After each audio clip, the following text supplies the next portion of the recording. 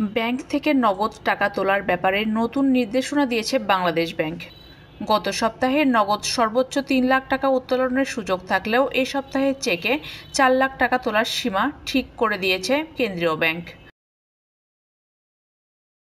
রোববার ২৫ আগস্ট থেকে শুরু হওয়ার নতুন সপ্তাহে যে কোনো ব্যাংকের চেকের মাধ্যমে সর্বোচ্চ নগদ ৪ লাখ টাকা উত্তোলন করা যাবে।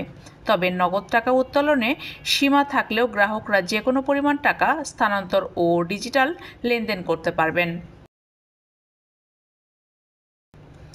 শনিবার ২৪ আগস্ট রাতে বাংলাদেশ ব্যাংক থেকে ব্যাংকের ব্যবস্থাপনা পরিচালক বা এমডিদের এক জরুরি বার্তায় এই নির্দেশনা দেওয়া হয়েছে। একই সঙ্গে নিরাপত্তার কারণ দেখিয়ে ব্যাংকগুলোকে এই নির্দেশনা মেনে চলতে বলা হয়েছে। গত ৫ আগস্ট শেখ হাসিনা সরকারের পতনের পর ব্যাংক থেকে নগদ টাকা উত্তোলনের চাপ কিছুটা বেড়ে যায়।